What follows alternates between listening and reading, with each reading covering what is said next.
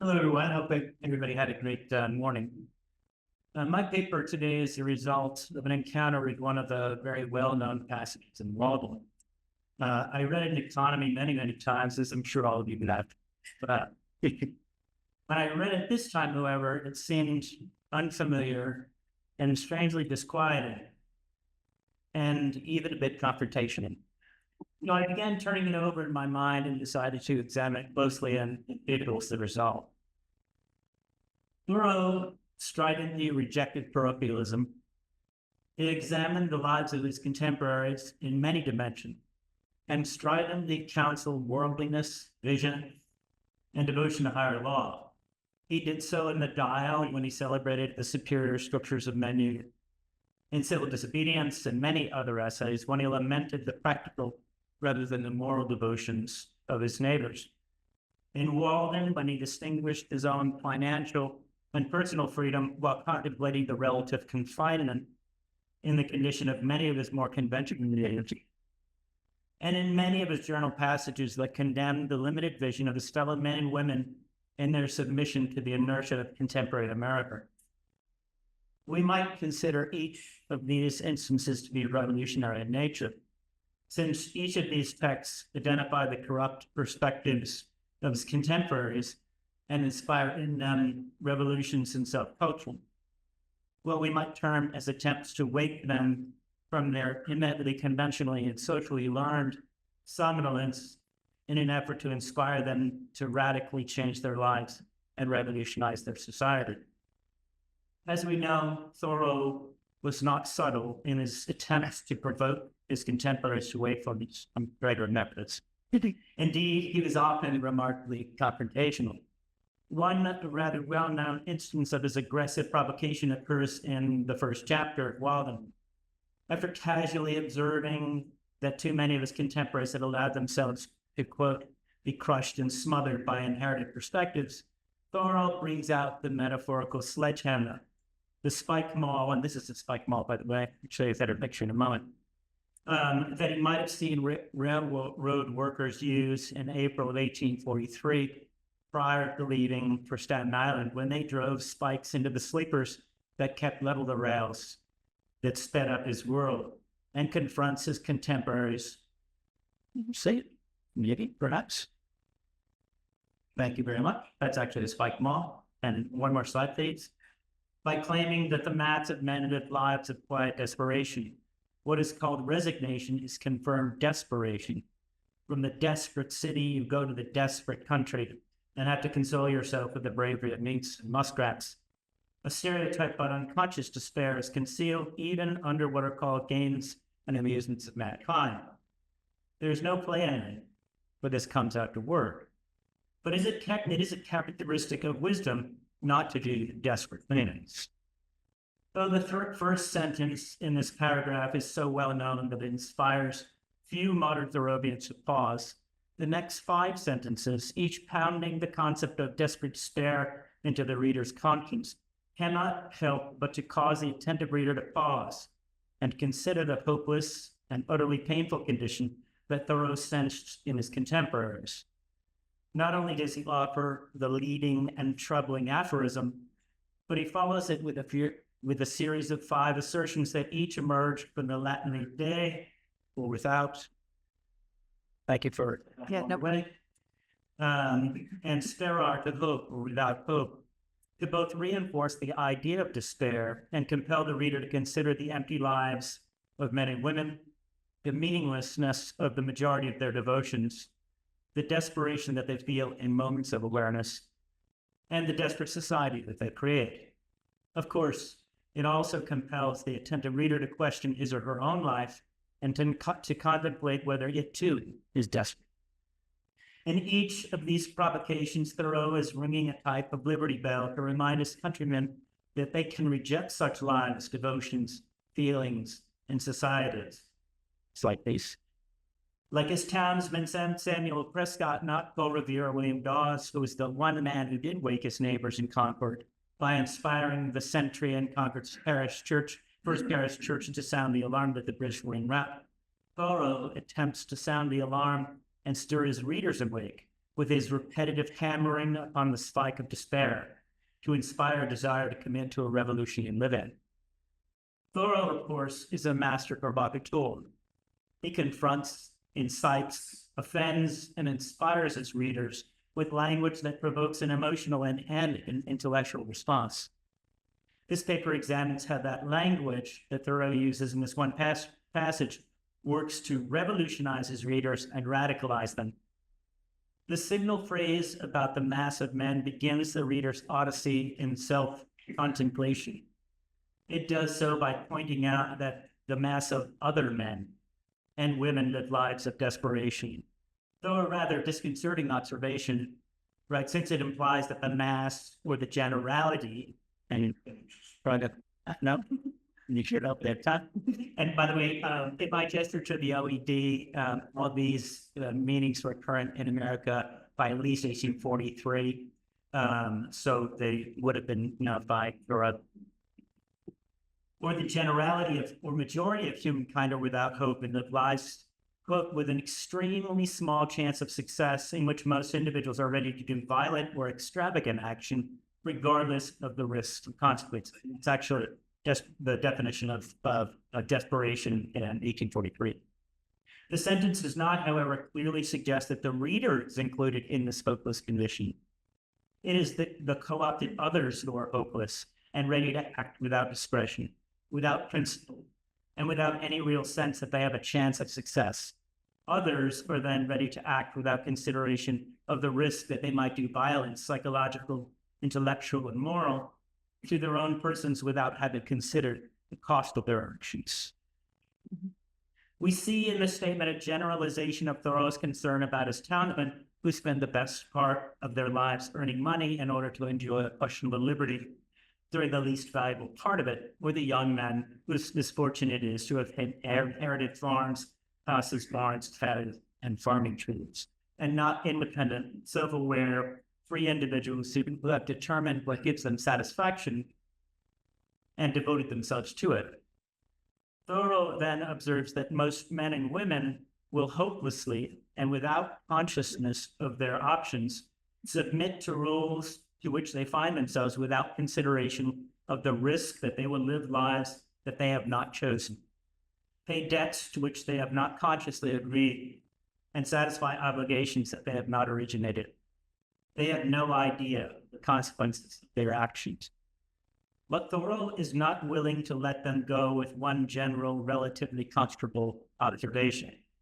In this paragraph, he wants to wake them from their unexamined, impersonal, and extravagant lives, since they have, at least according to Thoreau, submitted to an extravagant or prodigal and wasteful existence by failing to commit to independently examined, self-aware, and liberated existences like his own.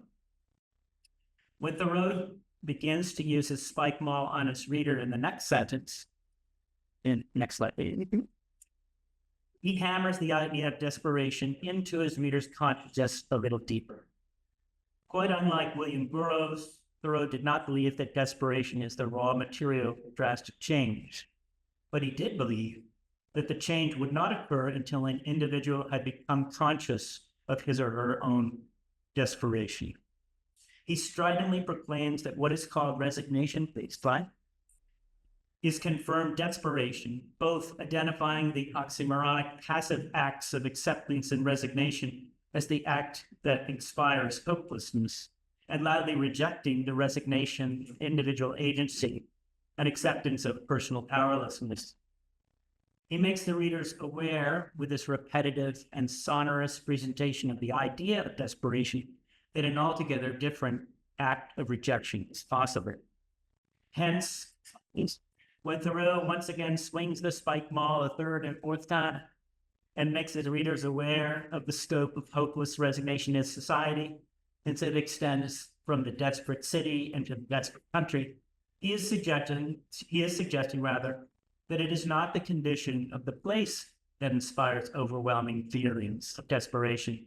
It is the condition of the individuals all over contemporary American society who have passively resigned their ability to assert themselves in society. The extension of the adjective to all occupied realms of American life suggests its overwhelming presence and it constantly implies that the hopeless condition of human beings is avoidable. Thoreau won't let his readers escape this recognition and slip into the ignorant, though comfortable position of inert social acceptability.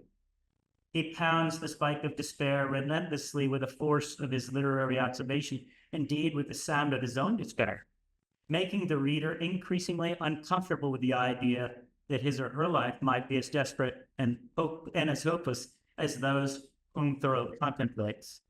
The right condition of life, as Thoreau has positively asserted in the July 1842 edition of the Dial, is surely joy.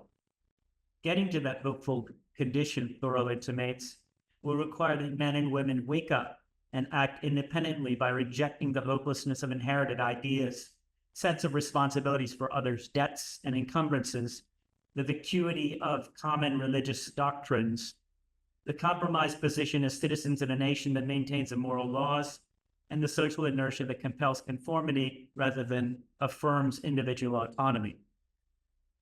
In the 1854 version of Walden, however, Thoreau is not willing to acknowledge his youthful assertion of 1842. Even after swinging the spike maul 4 times, he has another go at it and asserts that despair is so dominant in his contemporaries, this next slide, please, that it is concealed even under what are called games and amusements of mankind. Desperation is everywhere, Thoreau laments, and it need not be. Wake up, he intimates, and choose joy. When he claims that the despair that the mass of his contemporaries feels both stereotyped or fixed and in an unchanging form, and that's an 1849 definition from Mary D. Butler, and unconscious, he is pointing out that men and women need not submit to that perspective if they come to an awareness of its insidious presence in society. They need not reject their own ideas, values, and priorities in favor of those popular in society. They need only recognize the choice that they have to reject the role of the sleeper, whom society rides uncomfortably upon. Despair, Thoreau suggests, is foolish, since it can be avoided by independent action and willingness to reject social norms. The last sentence of the paragraph emphasizes this idea, the escape from despair, by suggesting, in a different sounding ring of the spike maul, that the guys do not embrace desperation like this. They embrace independence of mind. And one more, please. Individual autonomy, freedom from faction, courage in the face of law, devotion to morality born of individual contemplation, awareness of and devotion to well-considered principles, and willingness to commit action consistent with personal beliefs. The attentive reader then, after feeling the 5 sharp blows of Thoreau's well-directed spike maul, has a momentary reprieve, as the reader does, and can choose joy rather than despair, before Thoreau once again, and 4 more times throughout Walden, brings the reader back to despair that he or she can avoid if he or she chooses to do so.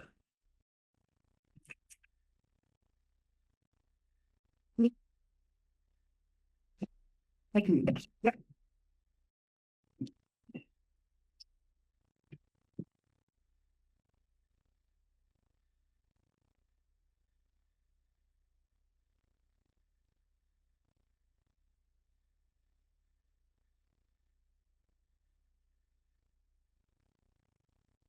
Here, my topic is part of the larger inquiry into the unfashionable topic of Thoreau's style, or style since the 50s and 60s. However, our panel today, rhetoric is I guess it has some legitimacy. If we did. Anyhow, the topic concerns the Thoreau whom Emerson once identified as not feeling himself except in opposition, challenging and negating the unexamined assumptions, flexible moral stances, and political compromises of his contemporaries. Thoreau's contrasting source of refreshment, physical refreshment, and spiritual renewal, not surprisingly, in the main from plenum nature, of personified realm which he never seemed to tolerate. In marked contrast to that of his weeble civilization, which frustrated him to no end. I love nature partly because she's not a man, but they break from him, as he put it in an early January 1853 journal, adding that none of his institutions control or pervade her. If this world were all man, I could not stretch myself. I should lose all hope. He is constraint, she is freedom to me. He makes me wish for another world. She makes me content with this. Already in his review essay, Natural History in Massachusetts, almost a decade earlier, Thoreau had declared, in society you will not find love, but in nature. And there are scores of similar sentiments expressed throughout his writings. These then are the typical antitheses of Thoreau's moral argumentation. There are others, but it's for the sake of arguments today. Those.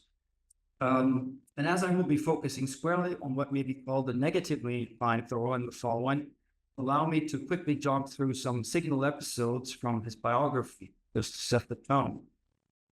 During his basic schooling, Thoreau was known to have avoided taking part in play and was accordingly called the judge and his classmates. Later in college, he consistently shunned the fraternities and their extracurricular activities. In 1841, he wrote to the minister of the First Parish Church here in Concord that I do not wish to be considered a member of the congregation, later expressing his frustration at having been enrolled without first being consulted. In 1843, he ultimately declined to pursue a career in journalism in New York City, despite the best efforts of the Emerson family and the newspaperman Horace Greeley. While in 1844, he opted out of joining his friend Isaac Hecker on a lengthy tour in Europe. He also avoided all attempts to coaxing into communal farming, preferring to till his own beef on. And we may consider from Bob Gross's recent research just how radical his single household choice was at the time. Had he remained at Walden during the 1850 census, just a few years later, he would have been found only one of 4 people residing alone in their own domicile in a town of more than 2,200. Soon enough, Thoreau declined an offer of marriage from Sophia Ford, priding himself in a letter to Emerson that, well, I sent back as distinct a no as I've learned with considerable practice, and I trust that this no succeeded. Later, in 1853, Thoreau turned down an invitation to join the Association for the Advancement of Science. I'll just note, finally, that the charge long remained against him, as most succinctly put by Emerson in his 1862 eulogy, that he neglected to engineer for all America, instead captaining local huckleberry parties. Now, granted, this is a hodgepodge offering, each example meriting its own qualifications and reservations, but it does summon, based in my mind, an ingrained sui generis personality, disinclined towards polite acquiescence, rote affability, or instinctual conformity. I was not born to be forced. I will breathe after my own fashion. This Thoreau would partly put it in civil disobedience, while adding, as if to preempt Emerson's later accusation, that, well, I am not responsible for the successful working of the machinery of society. I am not the son of the engineer. If a plant cannot live according to its nature, it dies, and so a man. Privately, in a letter to his friend and acolyte Harry Blake, at about the same time, Thoreau confided that, well, I have sworn no oath. I have no designs on society or nature or God. I am simply what I am, or I begin to be that. But Thoreau's trust in his own outlook mirrored that of his mentor Emerson. He was sure of his own legitimacy as a representative man, bolstered by the divine spark granted him by his transcendentalist faith. Well, we should treat our minds, he wrote in Life Without Principle, as ingenious children whose guardians we are, and be careful what objects and what subjects be thrust upon their attention. Read not the times, read the eternities. Conventionalities are at length as bad as impurities. Even the facts of science may dust the mind by their dryness. Knowledge does not come to us by details, but in flashes of light from heaven. Or, as he added in the journal variant, in flashes of light from the gods. This attitude also goes some way towards explaining why Thoreau was never much concerned to translate his philosophy into a structured, falsifiable, and at length academically pleasing theory. In what concerns you much, do not think that you have companions, he wrote to Blake in 1848, pointedly adding, know that you are alone in the world. In his journal, a couple of years on, Thoreau prompted himself, do what nobody can do for you. Omit to do everything else. And a little later, on Christmas Day, 1851, surrounded by friends and family, he noted in his journal, do not speak for other men. Speak for yourself. However, we do recognize that Thoreau displayed no qualm in judging others by his own measure throughout his lectures and writings, speaking then of men in a disdainful plural. But at the same time, he expected each of us to find our own way and at length thus to speak for ourselves. In other words, for our own choices and paths. He warns us in Walden that, well, I would not have anyone adopt my mode of living on any account. Adding in a somewhat more conciliatory tone, I desire that there be as many different persons in the world as possible. This means avoiding copycat behavior and stereotypical thinking. Hence, again, in Walden, Thoreau identifies the really common sense as, quote, the sense of men asleep, which they express by snoring. The latter, by the way, is a consistent attitude of his. We find it expressed already in his 1842 critical essay review of the transplanted German reformer K.A. Etzler's grand agree-utopian ideas, where Thoreau quips that, quote, there is absolutely no common sense. It's common nonsense. If intellectual and practical freedom is the positive side of this attitude, its negative cuts towards isolation and exposure.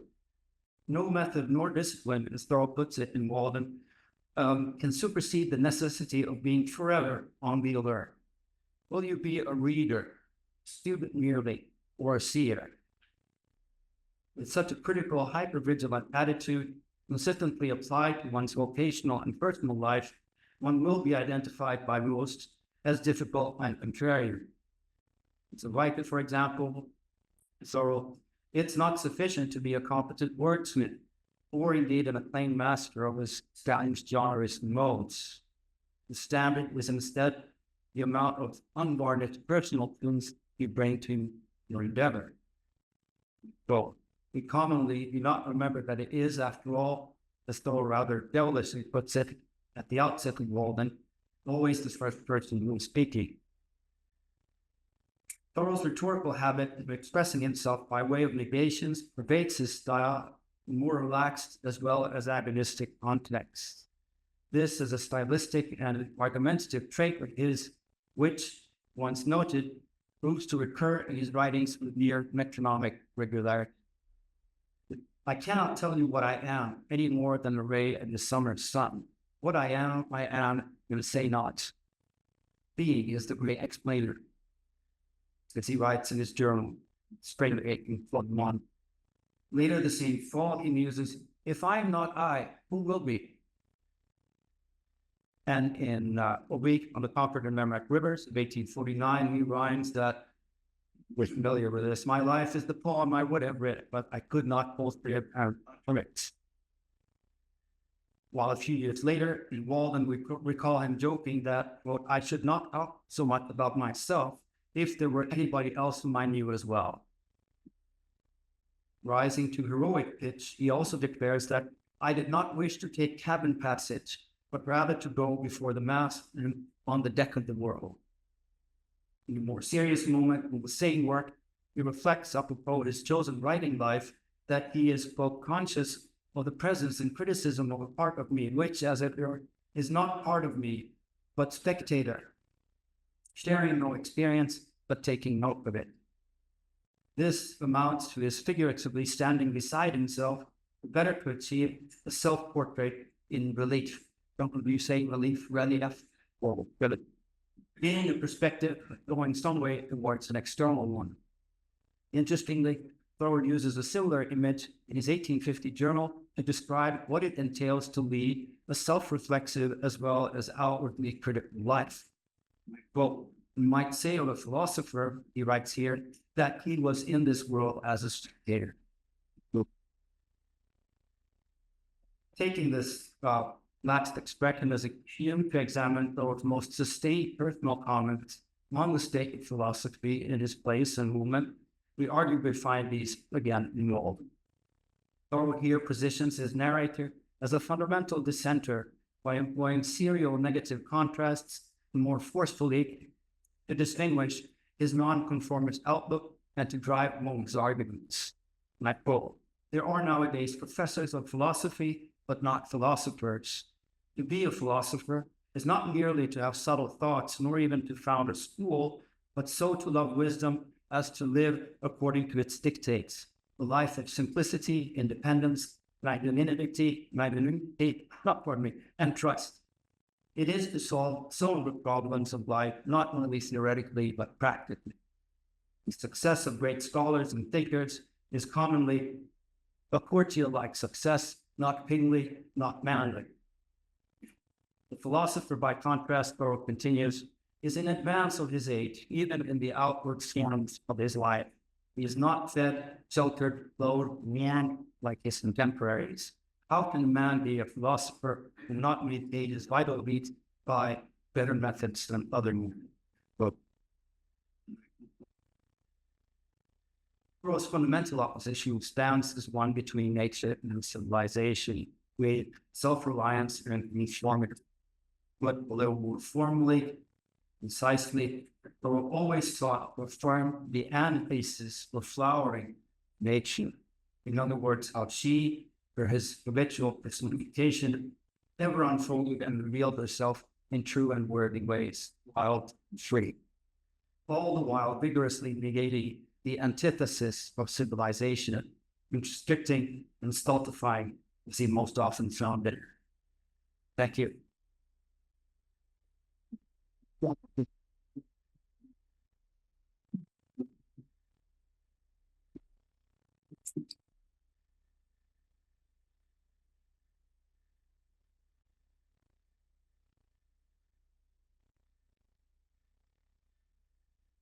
Oh, when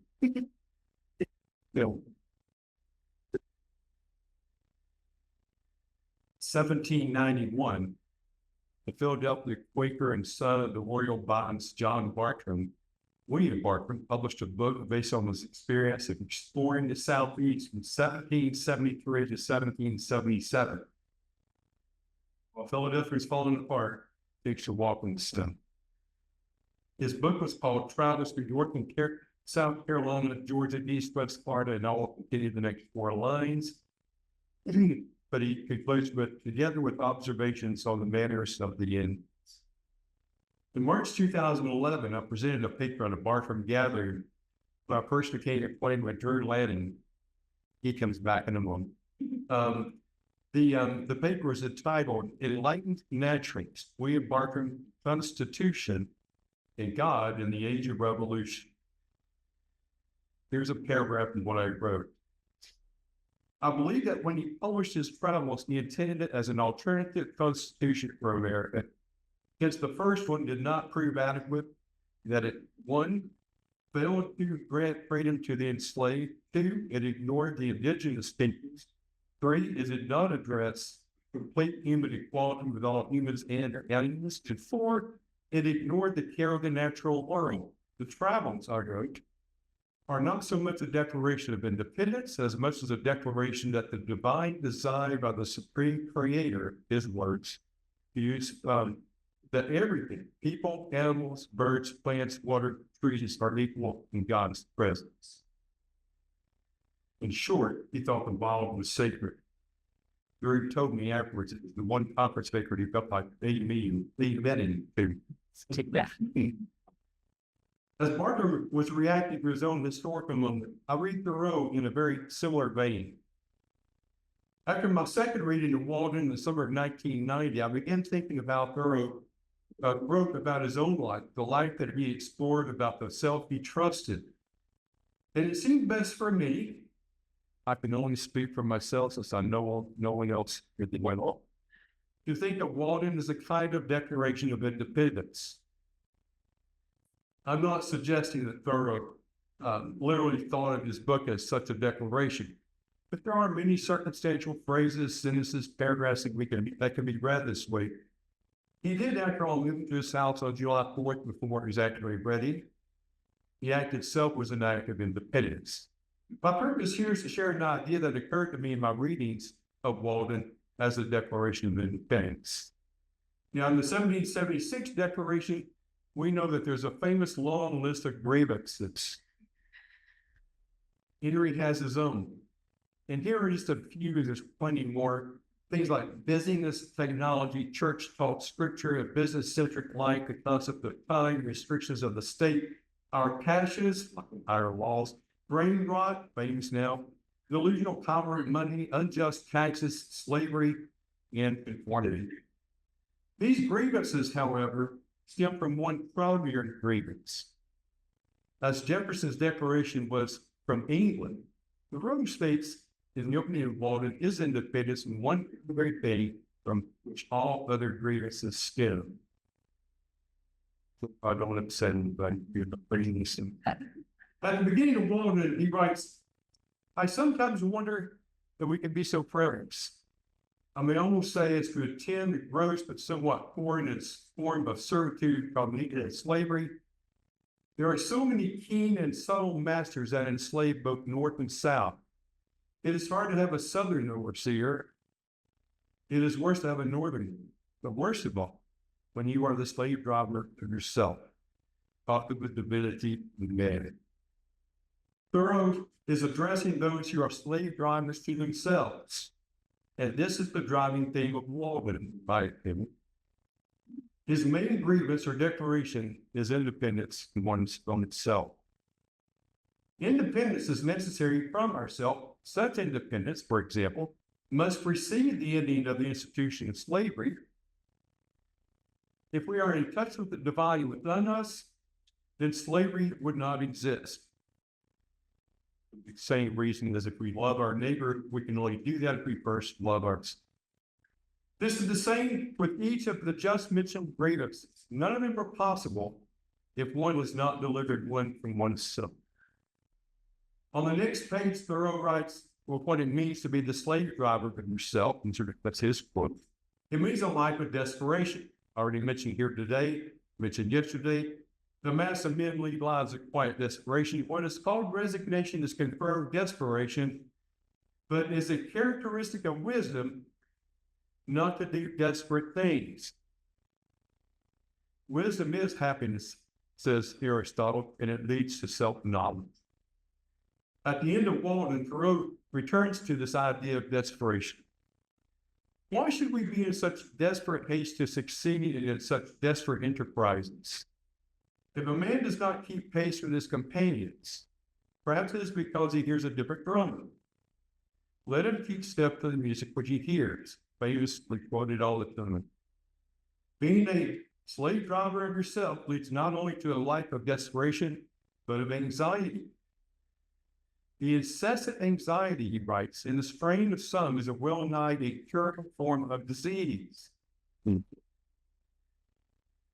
is anxiety that makes one live desperate. How then do we find our true self? Well, we certain that this is the cure to anxiety and desperation. Where is the balm we need? Is there balm in Gilead? The term self is a tricky concept, philosophically speaking. What is meant by, the self, most of us would think we know what we mean. In Western thought, self is a key concept of our thinking. We teach our students to find out who they truly are. Find your true self, we read. Psychologists encourage us even to follow the Shakespearean maxim, be true to ourselves. But what is the self? Is it our deepest thoughts? No, because even psychology tells us we are not our thoughts. God forbid that we are what we think. We must also remember that Thoreau was more in tune with Eastern writings, philosophy, wisdom than he was with Western. As Laura Walsh points out, he read the Bhagavad Gita just before he entered the fog. The Atman, or the soul, is the inner essence of a person in Hindu thought, and is understood to be immortal and beyond the limitation of time and space. The idea of independence from oneself is most clearly seen in Hinduism, in the Vedas of the Bhagavad Gita, which Thoreau read. While Thoreau first read the Bhagavad Gita in that summer of 1845, here is a note from a journal sometime in 1850, questionable from the date. He writes, the Hindus are more serenely and thoughtfully religious than the Hebrews. They have a purer and more independent and personal knowledge of God. The religious books describe the first inquisitive and contemplative access to God. The Hebrew Bible is a conscientious return, a grosser and more personal repentance. Repentance is not a free and fair highway to God. A wise man would dispense with repentance. It is shocking and God prefers that you approach him to be thoughtful, not penitent, though you are the chief of sin. It is only by forgetting yourself that we draw near to them. End quote. For me personally, I've always often used the term self and soul interchangeably, although I think the idea of the soul is very close between Plato and Hinduism. Whenever I use the term soul, many automatically think I'm talking about some kind of Christian eternal existence. In Greek thought, it was immortal and material, as in with Jesus and Paul. Epicurus, the Greek philosopher, thought the soul was real, but it was material, and when we die, it crumbles into the dust and goes back into the particles of the universe, so it doesn't turn you into the one. I really understand this. That's up to you. You figure it. How does Thoreau think of the soul, of the self? Thoreau was careful not to commit to anyone to get completed. He prefers the Bhagavad Gita to the Christian Bible, but only by a little, he says. And he tosses in a touch of Greek and Roman thought on occasion just for fun. But he mentions especially the divinity of man and the vestal fire that does not die. Regardless, what Thoreau says is relevant at the top of my paper is this: one must be true to oneself. And what is also clear for Thoreau is this quote, not till we are lost, in other words, not that we have lost the world, and we begin to find ourselves and realize where we are in the infinite extent of our relations in England. Walden is a declaration of independence. In my reading of Walden, it occurs to me that Henry is declaring independence from many things, as with numerous grievances I listed and some I didn't. But these are secondary to the independence he declares from his own self. This begins with desperation and anxiety by rejecting conformity to things both seen and unseen, but the severance from conformity meant that he had to connect to something else. Something must take the place of all that he is being independent of. The self, or the ego, we would want to use that term, is diseased with anxiety and desperation, and it must be treated. What is needed is the balm of Gilead, and that balm is easy to find. It's nature. This is where one finds one's true self, their soul. Only in nature can one be free from all things that are unnatural. Nature is both place and existence, as Emerson makes clear.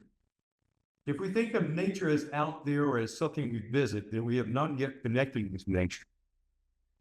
Thoreau writes, it is the marriage of the soul with nature that makes the intellect fruitful and gives birth to the imagination. At that moment is, as Wendell Berry says in his astonishing point of nonconformity called Do Not Be Ashamed, the conclusion of these words. When the light is picked you out and the questions are asked, say to them, I am not ashamed. The sure horizon come around you, the herald will begin his evening flight in Gilpot. And consider these words of Robert Thorson. Seriously. Yeah.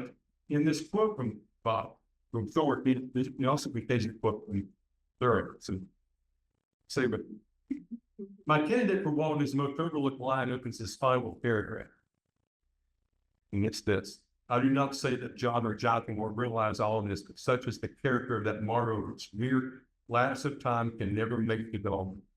The light which puts out our eyes is darkness streams. Only that day dawns for which we are awake. The sun is but a morning star. Like Thor picks up. This passage makes it clear that Walden's his fundamental theme is rebirth, and that to see it we must be awake to. A rebirth not only each morning, each spring, and each human life, but also each of the many successive worlds that Earth has experienced throughout its seemingly eternal history. So, in conclusion, Walden is, in other words, in my words, the Declaration of Independence. Marry oneself to nature, live deliberately with nature, and receive the balm. Find your soul, find yourself. Many are afraid of self-knowledge. Most are desperate and have anxiety over such an awakening. Maybe they are blind, maybe they are asleep. The book Walden is a boisterous chanticleer.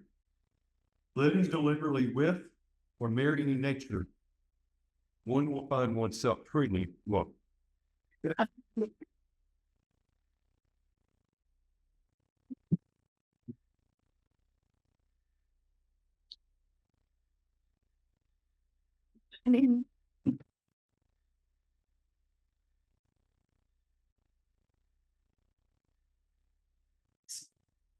Great to have you, Bench.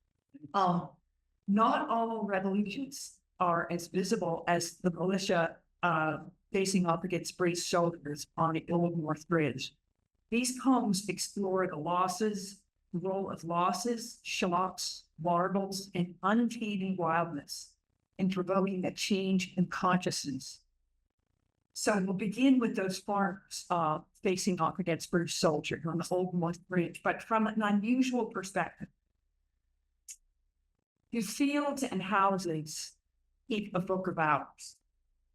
I believe in the archive of the feet, that when you walk into the manse or on a field, there is some knowledge that comes up to you. In this particular poem, if the road spoke back, is full of that assurance, some unusual witnesses.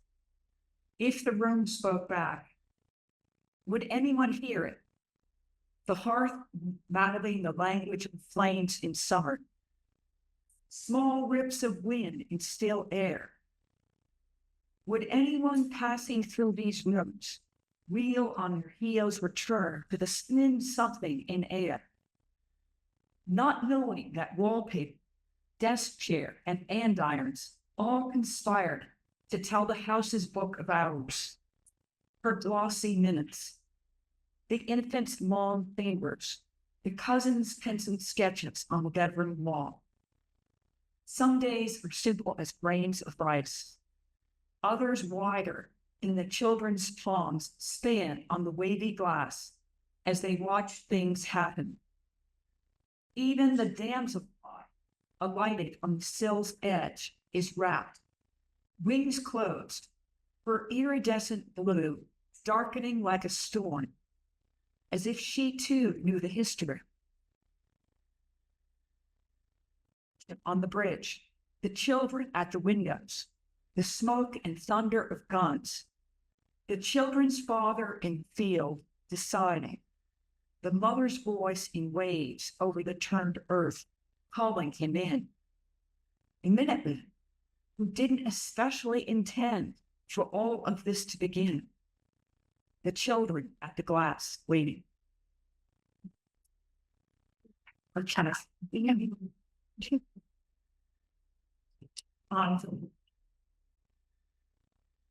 walk towards one of the ponds. What signifies the beauty of nature when men are base? We are no strangers to injustice and to the notion that policy is not the same as morality.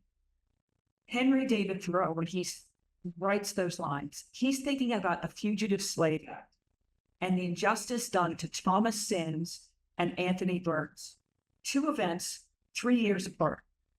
And I am going to focus on the first, Thomas Sims. This poem is written in Henry David Thoreau's voice. Listen for the quarrel with the self. Do you know that expression, the quarrel with the self? All right. W.B. Yeats says, out of the quarrel with others, we make rhetoric. So this is rhetoric, a little bit different than the stylistic rhetoric that he was working with Henrik. He says, out of the quarrel with ourselves, we make poetry. So listen for the quarrel with self in this one, entitled, taking Henry's essay as a name, Slavery in Massachusetts. Forked shadows of grass on the dry path. The meadow hardly breathes. I heard the wasps before I saw them, high in the trees. If my brother, if John were here, he'd say, not write the right words. Plain spoken, broad shouldered, clear, would he were here to speak against the devil, Governor Webster, that devil of the law's maker. An innocent man, a fugitive slave, that sends the free man, Thomas Sims, back to Georgia. Lewis, celandine, violets. What use is beauty? I thread my way through rustling oak and alder. There on the warm hillside of the cut, stigmas of hazel. A dozen crimson rays breaking from buds like stifled cries from the hollow. I am halfway to the ponds on foot, though I will not arrive in mind. The open air and skit of wind on a border, the free, bright light. They'll take him from jail to dawn. Let dark purple anthers of elm strew the way. Okay, so 20 years later, Anthony Burns is taken from a clothing store in Boston, arrested by the federal marshals.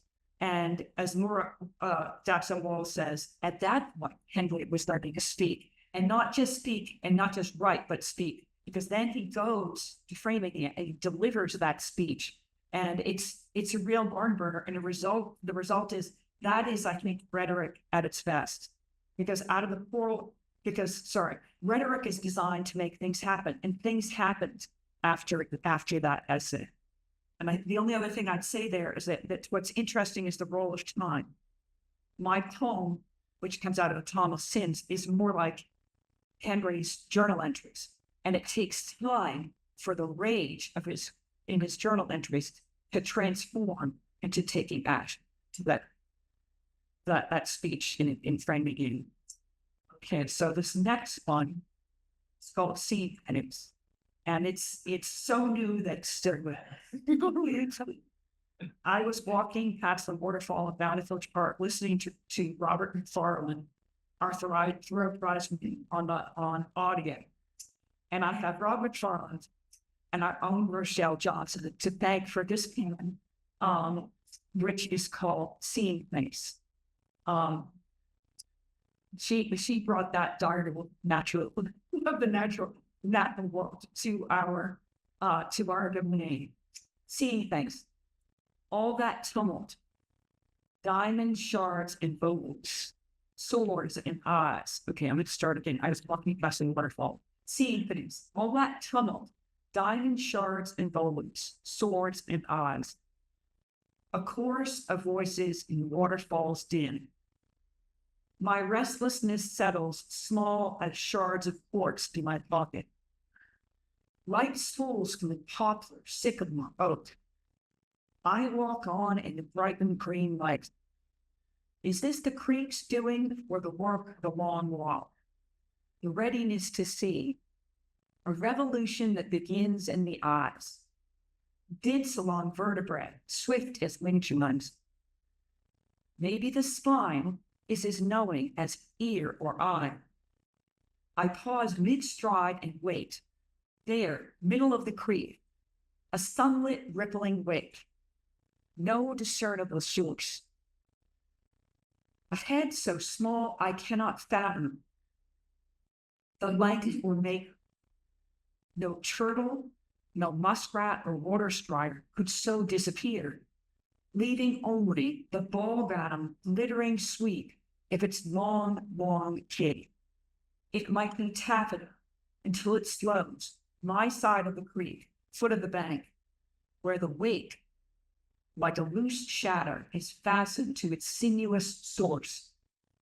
Unmasked, I see her in the shallows, a wilderness of curves. Green or black, I cannot say. Water snake, garter snake. What matters the naming? For naming is another way of owning, unworthy of her sentient eye. Rapier quick tongue, and fierce uncontrolled. What matters now that she slipped inside a log, now that she's gone?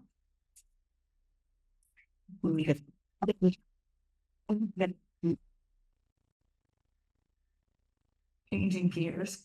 I think this next poem is about the whole notion that a lot of people have taken up in the conference so far, that is grievous loss can be the shock, the blow that brings about change. And think about the loss of John Thoreau.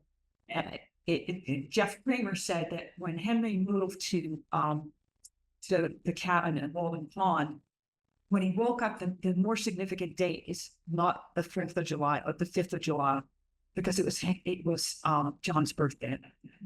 This is called Dear Henry. I think all of you know that Henry lost John. He died of tetanus in Henry's arms, and Henry was knocked so flat by that he himself took on 2 days. The symptoms of loss. Dear Henry, like Achilles smearing his face with soot, shearing his hair at the news of Patroclus' death, you too took a step to the world of the dead when your brother died. Bewildered, your jaw and limbs stiffened with his. Then it ended. Like floodwaters, it subsided. You were alive. His memory, a bright as vein quartz, looping through granite, a glinting diagonal, unsullied and intact. Within you, oblique flashing.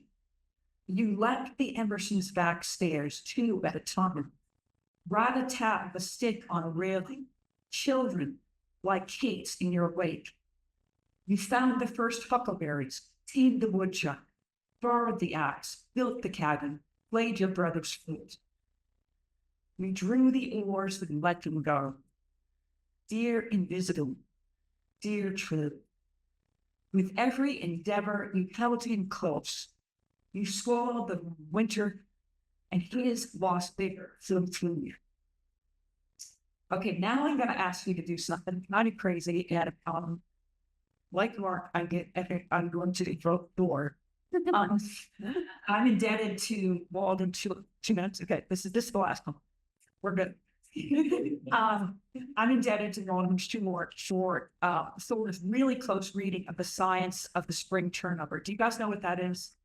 So a pond has a moment when the water on the top and the water on the bottom change places. It takes place in the spring. It takes place in winter. So this, and Thor describes it really in the last chapter of Walden. And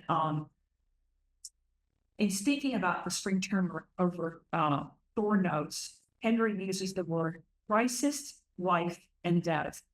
The pond was dead and is alive again. So here's what I ask you.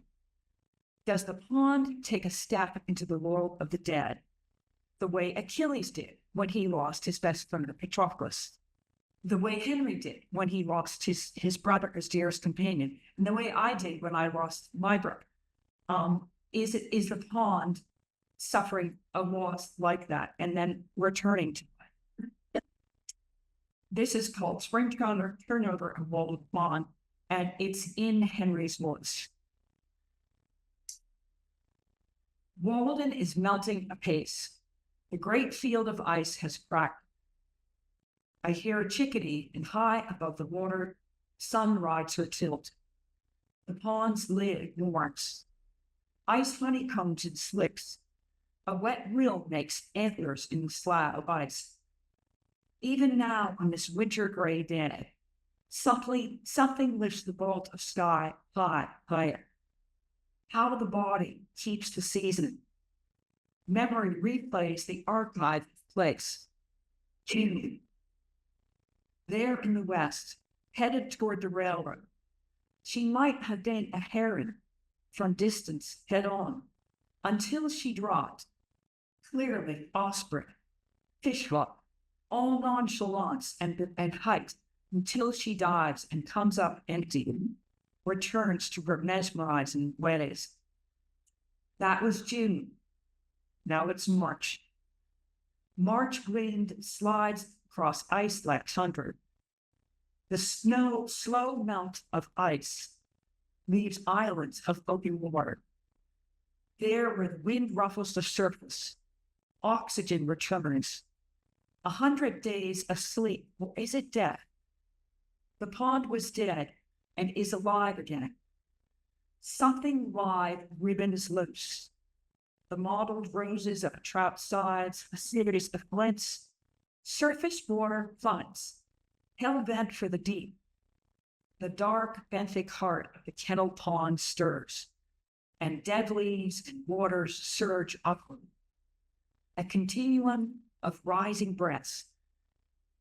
The pickerel, trout, snappers, frogs, all those seasonal sleepers know this is the spring turnover on Walden Pond. The call and answer, water, wind, and light. Thank you.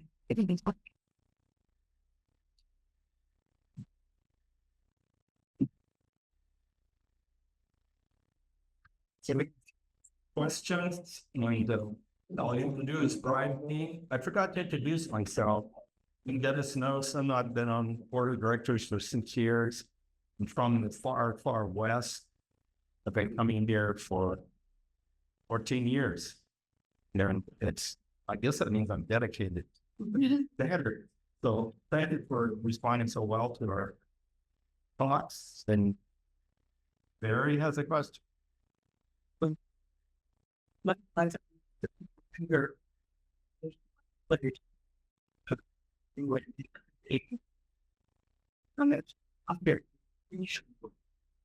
time to but you know it's heard about convincing somebody to do it when they despair if whatever it is the person you lost or if their politics is bad.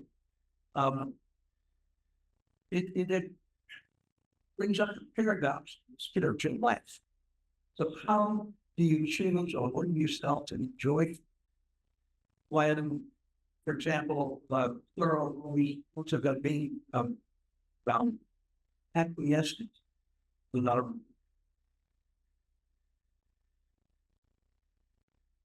with it. If we can before search out into a condition that then we feel, overwhelmed by it. Which, it's not enough to say, choose joy.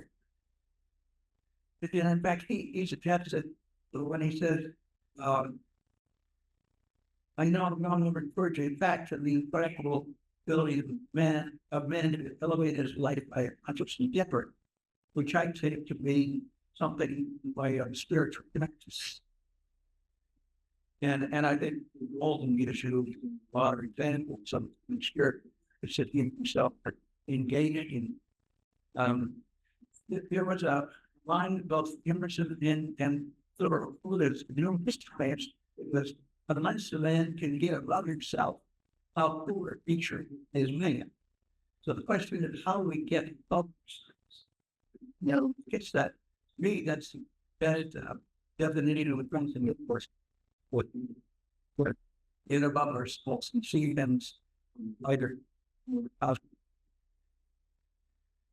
I think there's Think of that. You probably been thinking about it for a long time. There's some another records are in it. She said I was looking this right. This like there. They in the book is joy to mission. I think that surely introduces a certain certainty. It's in this read that is guaranteed getting but thank you. Yeah, it is Marc, which is that the pros paper. It is some good stuff, and it. The one of the on that because it teaches me he's talking about inner freedom out of opinions. Okay. Yeah,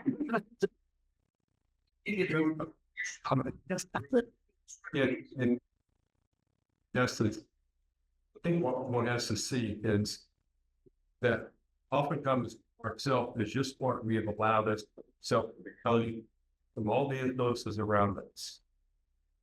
People try to adhere to certain cultural norms, social norms, expectations.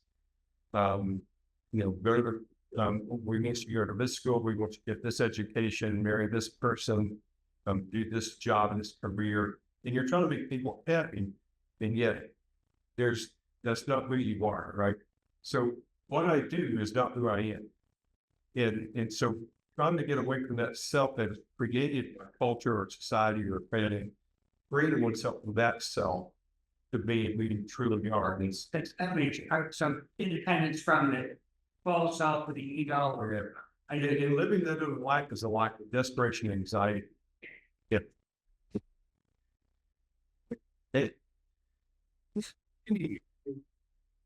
We talked a lot about ancient here. Almost every presentation has a blur. Is this building ancient? Is nature only bushes and trees and dirt? The pond? Where does it begin? Where does it end? Wait, take over here.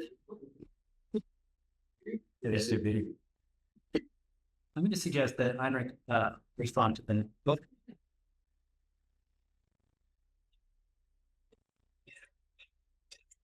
Emerson said it's the not me. So basically, they go on. Like, I don't know what was the complicated question. I don't know. And I think it's in Raymond Williams' keywords where he says that it's the most complicated word in the language, or something to that effect.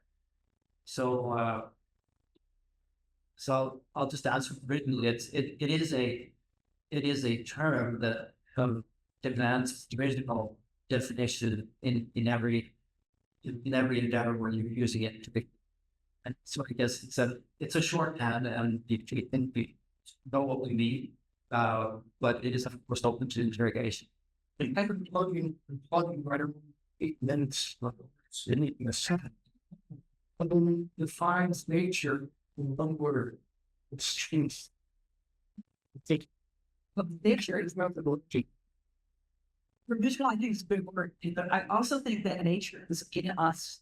And don't forget that nature is all around us. And one of my favorite places for my students is to write in this beautiful garden across the street from Villanova. I had them write on the edge of the driveway. And it looks like a very sort of unassuming little place, driveway. Underneath the driveway is this underneath church. There's all kinds of stuff. And this particular driveway has the watersheds of 5 different rivers stems come together. And over our heads here, there are, wheeling constellations. So nature is, I think, in us, and also completely around us. Then one more question. And I can say, that's president.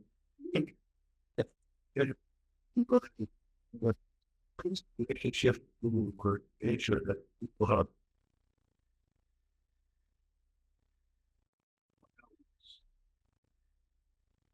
They did the like sheep. I'm the speaker. I think it's I think Marc did. Something a really good one. I think that if we think about wildness in this sort of objective and literal sense, we think about it. That's that which is uncontrolled, right? And perhaps the nature is that which is uncontrolled, or it's not a product of Apple construction. Perhaps, maybe that's in it. And I think in regard to Ted's question, that basically the church, we could be in nature here, right? But sometimes people only see the building and that obscures it from us. Wildness, there's nothing to obscure us. It's where I'm going to shed it. Maybe we carry the wildness, we carry the reed states that define us, and we, and once and forest the rivers there. Thank you forever. I think it makes in pictures. And you're now some rotten or your knees. So units ain't matter. We could.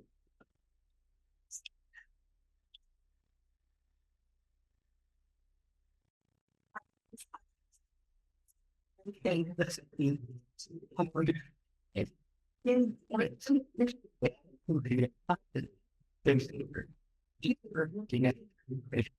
Shit.